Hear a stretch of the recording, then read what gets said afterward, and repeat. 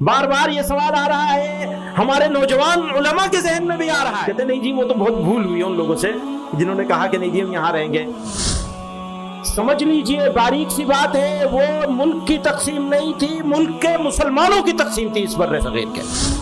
مولانا حسین احمد مدنی نے یہ ہندوستان نہیں مانگا تھا، وہ ہندوستان مانگا تھا۔ تبادلے آبادی کا جو پروجیکٹ تھا وہ فلوپ پروجیکٹ تھا، بغیر سوچے سمجھے ڈیزائن کیا گیا تھا۔ ہندوستان کے مسلمانوں کی پرابلمز کے لیے جتنے ذمہ دار اس ملک کے فرقہ پرست ہیں، اتنے ہی ذمہ دار اس زمین کو بنانے کی کوشش کرنے والے لوگ ہیں۔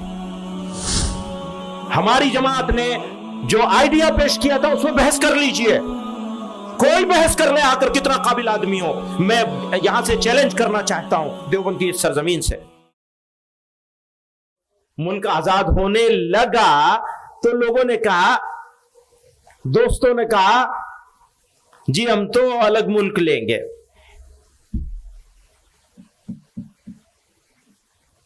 اب آج یہ سوال آ رہا ہے بار بار،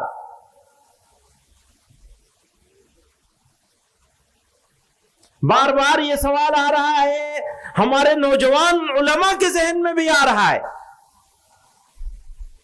دو طاقتیں تھیں اس زمانے میں، ایک طاقت وہ تھی جو یہ کہا کرتی تھی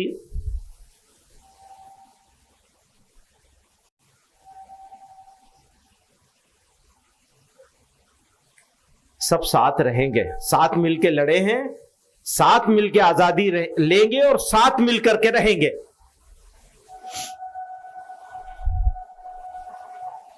دوسری طاقت تھی جو یہ کہا کرتی تھی نہیں جی ہم ساتھ نہیں رہ سکتے، ہم الگ قوم ہیں، ہم ایک ساتھ نہیں رہ سکتے۔ اس زمانے میں مولانا حسین احمد مدنی رحمۃ اللہ علیہ نے کہا تھا کہ موجودہ زمانے میں تو قومیں وطن سے بنتی ہیں، ایک وطن لے کر ایک قوم بناؤ اور ایک ساتھ رہو۔ ابھی میں سن رہا تھا کوئی صاحب کہہ رہے تھے ارے اس سے اچھا تو ہم چلے گئے ہوتے۔ ارے پاگلو، چلے گئے ہوتے تو کیا ہو جاتا؟ کہتے نہیں جی وہ تو بہت بھول ہوئی ان لوگوں سے جنہوں نے کہا کہ نہیں جی ہم یہاں رہیں گے۔ میں یہ کہتا ہوں جو چیز مولانا حسین احمد مدنی مانگ رہے تھے، جو مدنی فارمولے کے نام سے مشہور ہے، مولانا آزاد نے پیش کیا تھا اسے، وہ ہوتا تو یہ ملک نہ ہوتا ہے، یہ ملک ہندوستان ایسا نہیں ہوتا، وہ پورا ہندوستان ہوتا۔ سمجھ لیجئے باریک سی بات ہے، وہ ملک کی تقسیم نہیں تھی، ملک کے مسلمانوں کی تقسیم تھی اس بر صغیر کے۔ اس فرق کو سمجھنا ہوگا، ملک کی تقسیم نہیں تھی، ملک کے مسلمانوں کی تقسیم تھی۔ ایک بات۔ دوسری بات، مولانا حسین احمد مدنی نے یہ ہندوستان نہیں مانگا تھا، وہ ہندوستان مانگا تھا۔ تیسری بات، ہم نے اپنا سفر کہاں سے شروع کیا تھا؟ کہاں سے شروع کیا تھا ہم نے اپنا سفر؟ قابل لوگ ہمارے سب چلے گئے تھے، فوج میں، ایڈمنسٹریٹو سروسز میں، پولیس سروسز میں، ڈیفنس سروسز میں، بزنس میں، مینوفیکچرنگ میں، کارخانے دار، زمیندار، مسلمانوں کا جتنا کریمی لیئر ہے، اونچے درجے کا طبقہ ہے، وہ چلا گیا تھا اس ملک سے۔ جو جا سکتا تھا آسانی سے وہ چلا گیا تھا۔ رہ کون گئے تھے؟ جن کا جانا امپریکٹیکل تھا، تیلگو بول کر کھٹا کھانے والا مسلمان، کیسے پریکٹیکلی پاسبل تھا کہ وہ تبادلے آبادی کر لے؟ تبادلے آبادی کا جو پروجیکٹ تھا وہ فلوپ پروجیکٹ تھا، بغیر سوچے سمجھے ڈیزائن کیا گیا تھا. وہ جو کریٹ کیا گیا ملک، اس کی وجہ سے انڈین مسلمز کو پرابلم جھیلنی پڑ رہی ہے. ہندوستان کے مسلمانوں کی پرابلمز کے لیے جتنے ذمہ دار اس ملک کے فرقہ پرست ہیں، اتنے ہی ذمہ دار اس زمین کو بنانے کی کوشش کرنے والے لوگ ہیں. میرے اکابر نہیں ہیں، میری جماعت نہیں ہے. ہماری جماعت نے جو آئیڈیا پیش کیا تھا اس میں بحث کر لیجئے، کوئی بحث کر لے آ کر، کتنا قابل آدمی ہو. میں یہاں سے چیلنج کرنا چاہتا ہوں، دیوبند کی اس سرزمین سے میں چیلنج کرنا چاہتا ہوں، آ جاؤ یہاں کھلا اسی میدان میں، یا جس میدان میں تم کہو وہاں کریں گے بحث.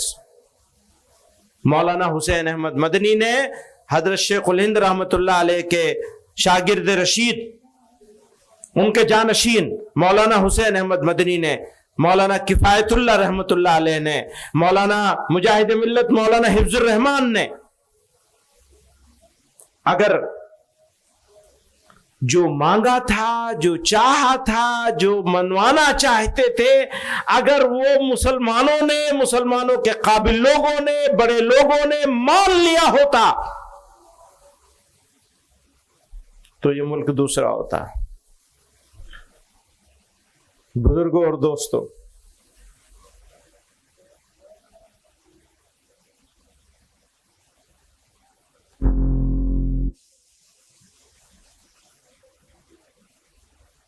میں اس بات کو آگے بڑھاتے ہوئے دو باتیں کہنا چاہتا ہوں. ایک تو یہ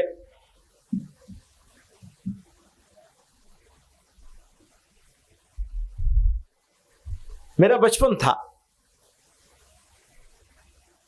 اور امروہہ میں پڑھتا تھا. حضرت قاری عثمان صاحب رحمت اللہ علیہ ہمارے استاد تھے، مربی تھے. تو ہماری پھوپھی کے ہاں رہتا تھا میں اور پڑھتا تھا، حفظ کر رہا تھا. اور حفظ کے زمانے میں انہوں نے مجھے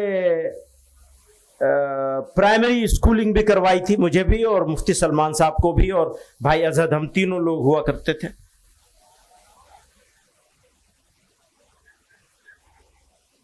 اس زمانے میں ایک اختلاف شروع ہوا. میں اس اختلاف کی تفصیل میں نہیں جائے بغیر یہ بتانا چاہتا ہوں کہ جب ہم ان کے گھر سے جامع مسجد امروہہ جایا کرتے تھے تو راستے میں ایک چائے کی دکان ہوتی تھی، بھائی مشاہد کی دکان، مولوی عفان جانتے ہوں گے. اور وہ مجھے دیکھ کر خاص طور سے ہمارے حضرت رحمت اللہ علیہ کو، والد کو گالیاں دینا شروع کرتے تھے. تو میرا بچپنا تھا اور مجھے، میرے باپ کو میرے سامنے، بچے کے سامنے گالی دی جا رہی ہے تو بہت تکلیف ہوتی تھی. تو میں نے اپنے دل میں یہ سوچا تھا، بھیا یہ کام میں نہیں کروں گا جس میں گالیاں کھانے کو ملے. ہمارے حضرت رحمت اللہ علیہ کسی جلسے میں ایک دن فرما رہے تھے، جلسے میں یا کسی میٹنگ میں، میرے الفاظ میرے کان میں گونجتے ہیں. حضرت نے فرمایا، اس کو زندہ باد سننے کا حق نہیں جو مردہ باد سننے کے لیے تیار نہ ہو. یعنی زندہ باد آپ تبھی سن سکتے ہیں جب آپ مردہ باد سننے کی اہلیت رکھتے ہو اور صلاحیت رکھتے ہو. بہرحال ہم یہاں تک پہنچ گئے ہیں اور مجھے اذان بھی ہو رہی ہے، لیکن یہاں تو اپنی نماز جماعت کر لیں گے ہم لوگ.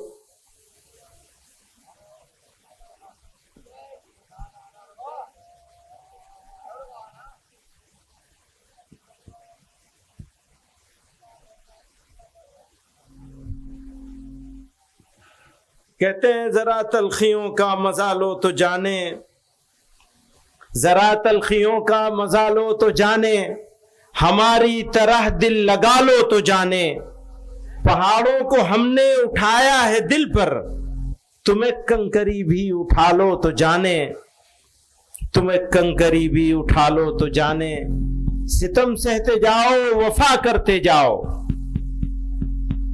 ستم سہتے جاؤ وفا کرتے جاؤ،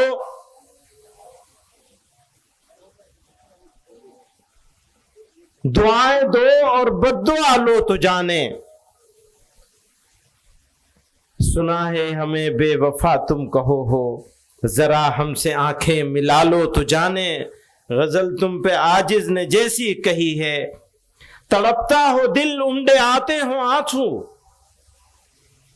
تڑپتا ہو دل امڈے آتے ہوں آنسو، اور اس حال میں مسکرا لو تو جانے،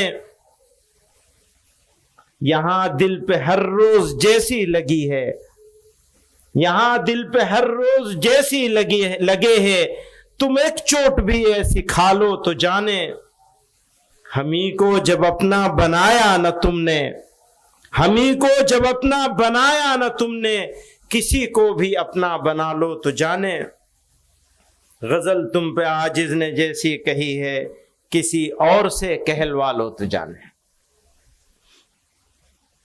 تو میں پوچھتا ہوں، کسی کو کوئی سوال پوچھنا ہو، میں موجود ہوں جواب دینے کے لیے، اور موجود ہوں، آج بھی موجود ہوں، اور یہ کہہ رہا ہوں ہر جگہ پر جہاں جس کی مرضی ہو مجھے بلائے، میں جواب دوں گا۔ تو کسی صاحب کا کوئی سوال ہو تو پوچھیں ذرا، بسم اللہ۔ السلام علیکم ورحمۃ اللہ۔ علیکم میرا نام محمد شاکر ہے جی۔ میرا سوال یہ ہے کہ جمعیت علماء ہند جو ہے دو قومی نظریے کی مخالفت کیوں کرتی ہے؟ وہ تو میں نے شروع میں بھی بتا دیا اپنی تقریر میں، ان کے سوال کی وجہ سے اس کو دوبارہ کہہ دیتا ہوں شارٹ میں، مختصر میں۔ یہ نئی بات نہیں ہے، یہ تو پرانی بات ہو گئی دو قومی نظریے کی، اور یہ سوال آیا، میں نے اس سے پہلے اپنی تقریر میں وہ بات کہہ دی ہے کہ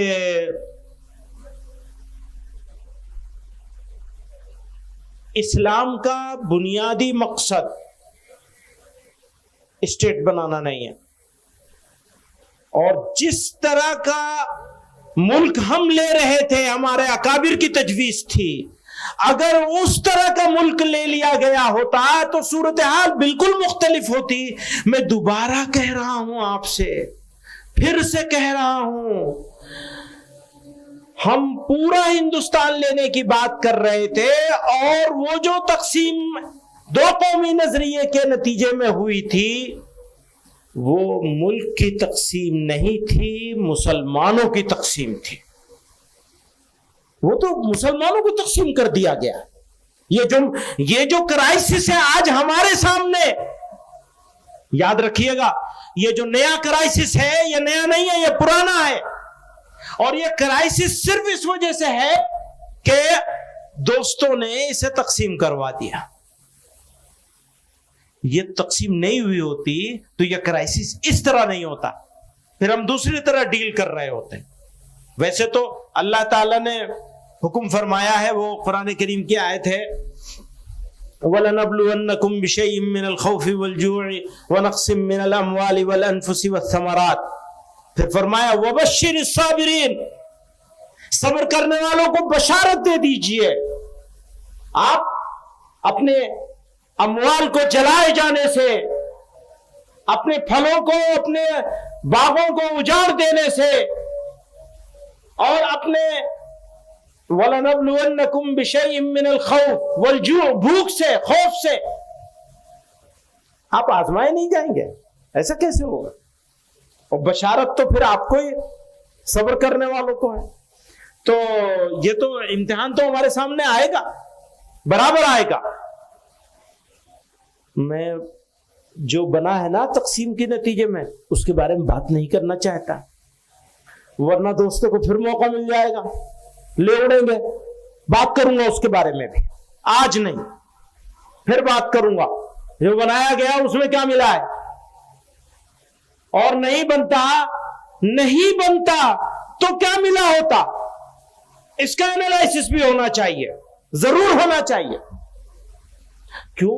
ماضی کی غلطی اگر انالائسس نہیں کرو گے تو مستقبل میں پھر دہرا دو گے.